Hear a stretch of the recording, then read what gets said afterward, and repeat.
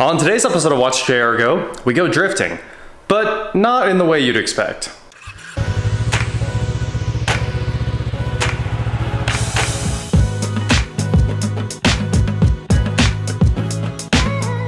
What is going on, guys? I'm Watch JR Go, and today we're here in my garage. It's Christmas night, Christmas day night, and of course all the Christmas stuff's over. I came home and I had a bunch of stuff and I was like, man, it is time to clean out my house, clean out this garage. Of course, it's like the one thing I'm always doing and it seems like it never gets done, but I have here the Local Motors Drift Trike. And if that name sounds familiar to you, it should, because they developed the Rally Fighter. And that Rally Fighter is the LS powered, crazy, like rally slash off-road slash Baja slash do anything you want car with Miata door handles and a GM LS powertrain, and I think like some kind of Porsche transaxle or something crazy like that behind it, and it looks incredible. It was always one of my dream things as soon as it came out. Super low production. It was like custom built for you, and it was like $250,000 or $300,000. I love that car. And sometime after they made the car and before they moved into all additive manufacturing, now they've stopped producing everything and now they only 3D print new cars, and buses. So I have here the Local Motors Drift Trike.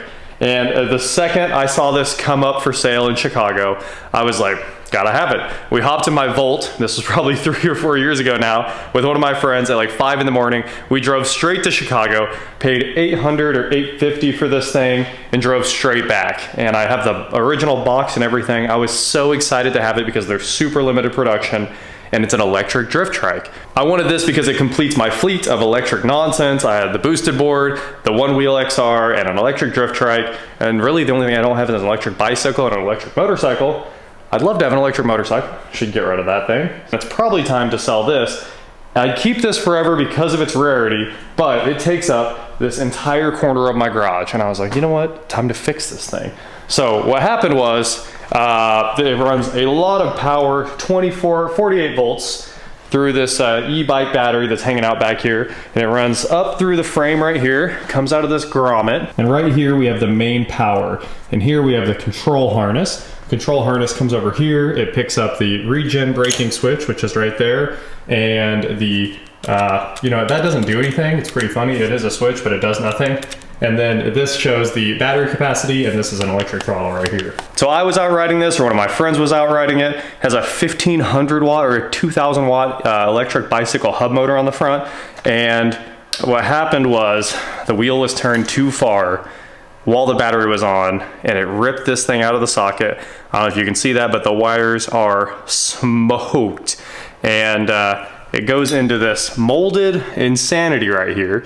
This is just poor manufacturing 100%. Golden Motor builds the hub wheel.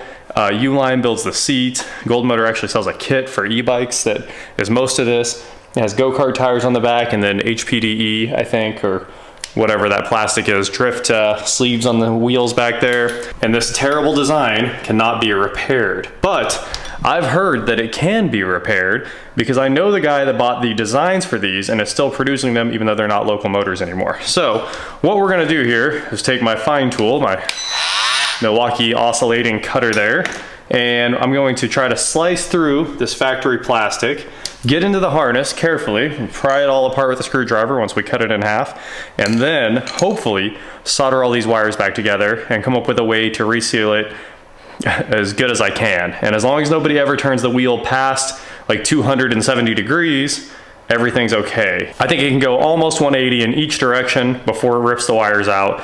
And what happened was, already at 180, and I tried to straighten it out, or somebody tried to straighten it out. I don't really remember, but it shredded the thing. So I want to fix it because replacing the hub motor, if I have to, is over $500. So I think we can fix it for $1. Let's get to it. All right, it looks like I'm probably not far enough into this rubber sealed nonsense here.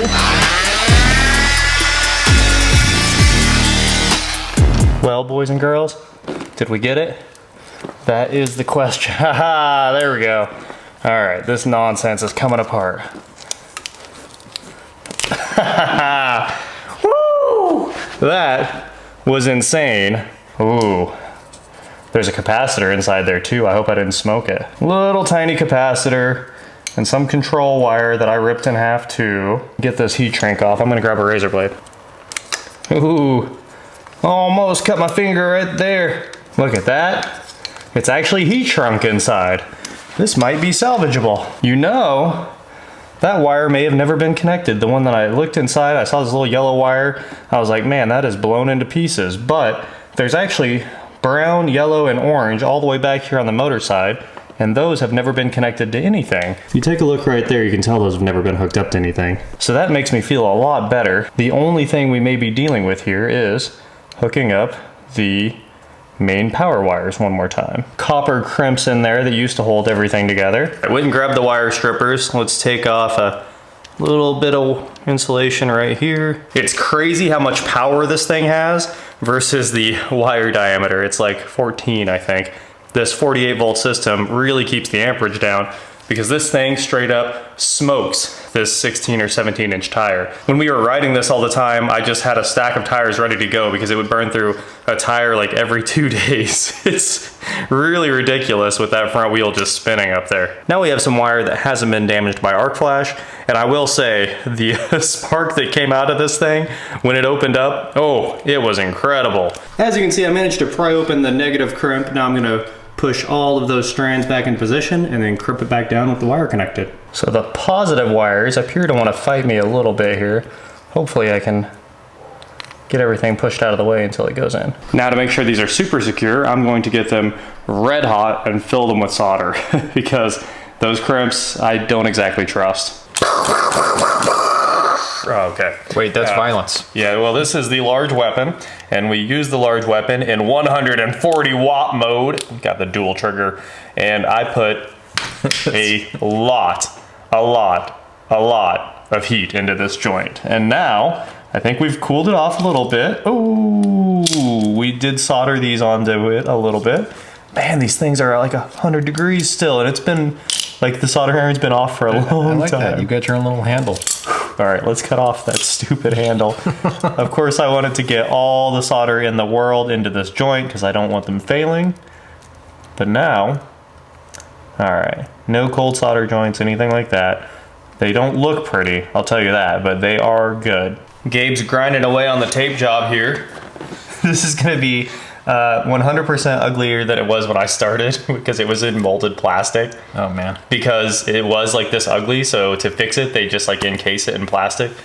So here's our piece of heat shrink for the capacitor leg. I'll try that. That's okay. I'm caught. You know what would be cool? Some kind of stress relief, right? What can we use to relieve stress on the joint? I'm thinking like a cable with 2 zip ties buried as tight as they could be, and that cable would pull before the wires, right? So you give the wires like a little bit of push and then put the cable tight and then tape it all together. But I mean, you could do it with a zip tie also. I guess I could use a zip tie for it. Yeah. So all right, we'll do a 3 zip ties. 3 zip tie build. 3 zip tie. Okay, let's try our tension now. Safety zip ties. There you go. Drift stitches. Oh, it's there. First test, here we go. Turn the key. Oh, good news. Okay, you ready? Seems like we're good. All right, let's tape this up. It's time for 150 foot. We're gonna go through an entire roll of Super 33 to protect this joint. The soldering honestly took forever. I know we didn't record it. It's because I sat here with these needle nose vice grips like this, holding it and just keeping the gun on it for like almost 4 or 5 minutes at a time. I'm gonna hit this 3 times. Three times in the danger zone? Yeah. Danger zone! Danger! Isn't it sad that season 7 of Archer was like the worst thing ever made? It is terrible. And I was so let down. Of course, because everybody was all excited. It's exactly the way you want it. Okay. You just... All right. All that's left now is putting air in the tires. What are we putting in here? 65? 30? 35? I don't think you have to go over like 40 on the old drifty boy. It's nothing crazy. I think it said 40 is the minimum. Put it on 40. All right. The thing is, like, you want it to be a little low because it just spins too much if it's not. The rears actually run 60 or something. Finishing touch, I have this piece of junk Amazon bicycle light. that projects lasers on the ground that tell you where your lane's at. I don't know if you guys can see the line. And then it also has like a typical LED bike taillight kind of thing. I'm gonna trim out this 3M double-sided tape so it looks beautiful, and then stick it on the back of the bike. It was there before, but the batteries were corroded and everything from sitting forever. Get a nice clean surface. Mount this thing across 3 bars. I think I can get it across 3 of these bars.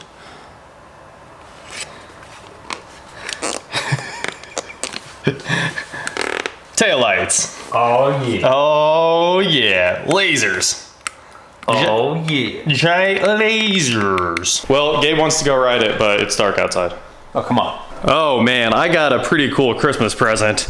If you guys thought the neighbors were mad about cars in the driveway, now I have a bazooka. All right, Gabe, go ride the trike.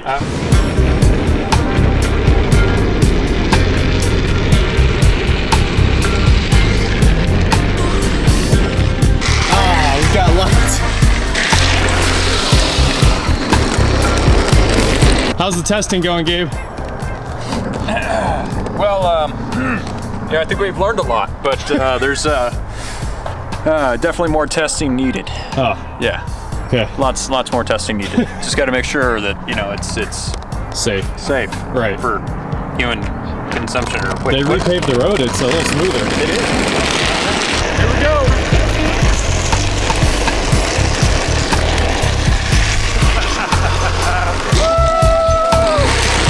You can see my battery status right there.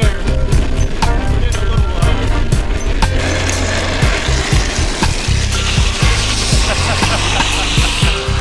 This thing will make you so dizzy if you put it in those wild spins.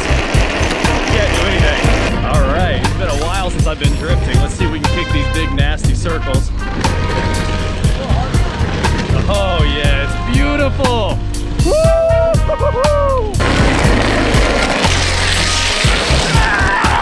It's not so much a reverse entry as a mistake. Oh! Full power into the curb. How's drifting? Awesome, as always. Man, it doesn't get any better than this.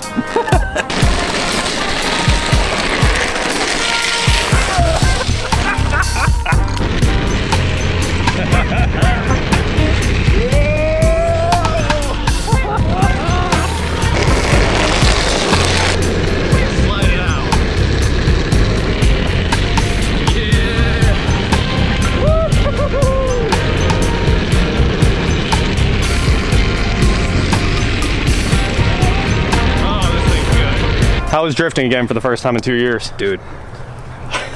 Everyone's gonna be like, it's not drifting if you're cheating with the sleeves. No, it's totally drifting. I mean, it's the most fun thing to hang this thing out sideways. You can come in like full throttle and just hammer it, the whole thing make around. the whole corner, Yeah. and that corner is like what, 300-400 feet long, right? At Because it least. starts here and Yeah. ends at that house. Yeah. And you can just keep it sideways, and it's amazing. I mean, you think you're a professional drifter, and then you try it in a car and realize how much power you have to carry it through this. We've never done that. Thanks, Gabe. Thank you. Had to have, at least 3 hands to finish up that solder job anyway. It was ridiculous. Only one.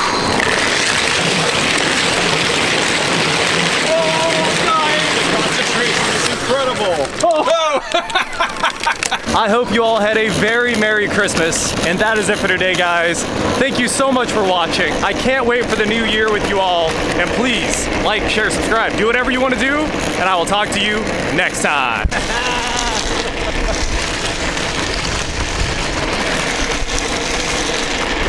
The street light's pretty cool.